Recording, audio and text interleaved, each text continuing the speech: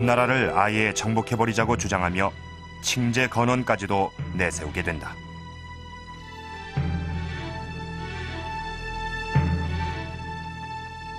칭제 건원이라고 하는 게 대단히 중요합니다. 황제라 칭하고 그다음에 연호를 정하자. 연호 황제라고 하는 것은 우리가 보통 왕과 황제를 이렇게 구분하지 않는데 중국과 맞설 수 있는 중국의 중심에 황제가 있습니다. 그러니까 황제라고 할 적에는 중국과 대등한 관계다라고 하는 걸 의미하는 것입니다. 그리고 건원이라고 연호를 정한다. 연호라고 하는 것은 독립성을 상징하는 겁니다. 그래서 우리나라에서도 독립성을 강하게 부르짖을 적에는 연호가 나옵니다. 그러나 대부분 고려 때나 조선조 때 보면은 연호가 없습니다. 연호가 없는데 이때 황제라 칭하고 연호를 만들자. 이건 그러니까 독립심의 그 상징으로서 대단히 중요한 거고. 묘청은 이어서 수도를 개경에서 서경으로 옮길 것을 주장한다. 서경에 궁궐을 지어서 수도를 옮기면 천하를 얻을 것이고 금나라도 항복을 할 것이며 주변의 36개국이 신하가 돼서 고려를 따를 것이라고 말하고 있다. 일단 서경에 천도를 한다는 것은 이제 수도를 옮기면은 그 당시에 그 지지 기반이 새로운 지지 기반이 생기는 걸 의미합니다. 그러니까 개경 세력이라고 불리는 그 문벌 귀족들의 그 거대한 개경에 존재하고 있던 세력을 벗어날 수 있다. 그렇기 때문에 이 서경에 가서 새로운 그 지지 기반, 그 기존 지지 기반을 벗어날 수 있는 새로운 전국 구상을 할 수 있다 하는 게 이제 서경으로 천도하는 가장 큰 의미가 되리라고 보여집니다. 그리고 이 서경이라는 것은 원래 이 고구려의 수도였고 북진 정책의 하나의 상징적인 의미를 가지고 있습니다. 당시 상황이 서경천도로 기울어지자 개경을 중심으로 한 김부식 등 문벌 귀족이 반대하고 나섰다. 김부식은 강력하게 급부상하는 금나라와 전쟁을 벌이는 것은 현실적이지 못하다고 주장한다. 문벌 귀족의 강한 반발에 인종은 결국 서경천도를 포기하고 만다.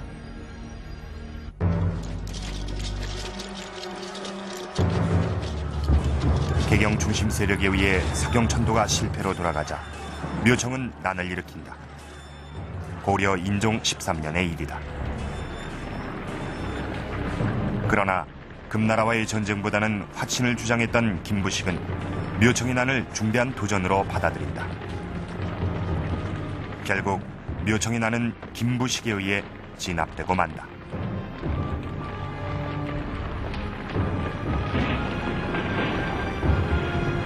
이것이 단재 신채후가 조선 역사상 1000년 내 제1대 사건으로 꼽았던 묘청의 난이다. 이 사건이 그에겐 왜 그렇게 크게 보였던 것일까? 단재 선생은 묘청을 자주적인 정치가 아니고 자주적인 승려이고 문인이라고 본다. 반면에 김부식은 사대주의적이고 중국 이전적인 정치가이고 역사가라고 본다.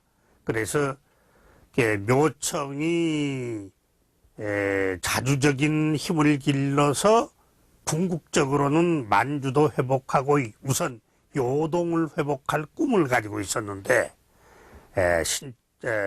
김부식이 군사를 데리고 묘청을 쳐서 묘청을 패배시킨 거, 그리고 삼국사기로 압록강 이남에 만족하도록 정신교육을 시킨 거, 이것이 결국은 우리나라를 힘이 없는 나라, 작은 나라로 만든 그 결정적인 전기가 됐다고 보고 있어요. 묘청의 난을 정벌하고 돌아온 김부식은 문화시중 판이부사 감수국사란 벼슬을 얻게 되고 삼국사기 편찬 총책임을 맡는다. 김부식을 사대주의자라고 비판했던 신채호는 삼국사기의 내용에 대해서도 거세게 비난한다. 삼국사기에 보면은 우리 역사를 우리의 관점에서 해석하거나 판단하지 아니하고 그 중국적인 관점에서 유교적인 관점에서 우리의 것을 비판한 것이 들어 있습니다. 예를 들어서 고구려가 중국과 그렇게 전쟁을 해가면서 자주권을 수호하려고 했다 하는 그런 부분에 대해서 중국을 어떻게 거역해서 이렇게 할 수가 있느냐라는 그런 비판이라든지 하는 것이 드러들어 보입니다. 그리고 그 거리를 측정하는 그런 것도 우리 자체 내에서 가령 지역이나 거리를 얘기하지 아니하고 북경에서 가령 몇 리가 된다라든지 이런 가치관 문제에서도 이 중국 중심의 것이 보이고 있습니다. 신채호는 김부식의 사대주의 때문에 중국의 눈높이로 쓰여진 역사를 우리의 역사로 받아들일 수 없었다. 또 신라 중심의 역사관으로 인해 가장 강대했던 우리의 고대 역사가 빠져버렸고 결국 대국이 소국되고 대국민이 소국민이 됐다고 안타까워했다.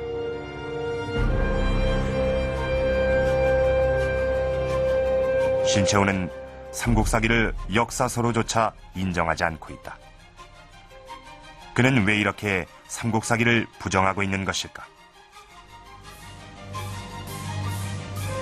제일 중요한 이유는 역시 영향력이 컸기 때문이다. 이렇게 볼 수 있지 않겠습니까? 우리나라에 지금 현존하는 사서 중에서 삼국사기가 가장 오래된 것이고 이 삼국사기를 통해서 우리는 삼국시대나 신라시대 그 이전 시대에 대해서 이제 편린이라도 볼 수 있는 겁니다. 삼국사기가 없었더라면 우리나라는 삼국시대는 어떻게 기록해야 될 것인가 하고 난감할 정도로 삼국사기는 대단히 중요한 의미를 가지고 있습니다. 그렇게 중요한 책이 제대로 서해졌더라면 우리의 민족 정신을 좀 더 밝혀주고 자주의식이 강했더라면 얼마나 좋을까 하는 그 안타까움이 이제 그 삼국사기에 대한 비판으로까지 이어졌다고 볼 수 있습니다. 사대주의를 비판하고 북벌과 개혁을 내세웠던 묘청. 따라서 단제는 묘청의 난을 역사의 흐름을 바꿔놓을 수 있는 가장 중요한 사건으로 봤던 것이다. 역사는 시대에 따라 새로이 해석되기도 합니다. 그렇다면 신채호의 바람처럼 만약 묘청의 난이 성공했다면 역사는 어떻게 됐을까요? 신채호는 우리 역사가 독립적이고 자주적이면서 진취적인 방향으로 나아갔을 것이라고 판단했습니다. 단제는 붓끝으로 일제에 맞섰던 대표적인 인물입니다. 그만큼 그의 글은 마음을 움직이게 하는 힘이 느껴지는데요. 독립운동 시절 때 이런 일화가 있습니다. 단제는 생계를 위해서 중국의 중화보에 논설을 집필했던 적이 있습니다. 신채호의 논설이 실리면서 신문의 발행 부수가 점점 늘어났다는 겁니다. 그러던 어느 날 신문사에서 단제가 쓴 논설 가운데 이 조사에 불과한 의자를 마음대로 고치는 일이 있었습니다. 다음 상황은 어땠겠습니까? 신채호는 논설을 중단해버립니다. 독자들이 줄어들고 신문사 사장은 매일같이 단제를 찾아와 사과를 하려 했지만 단제는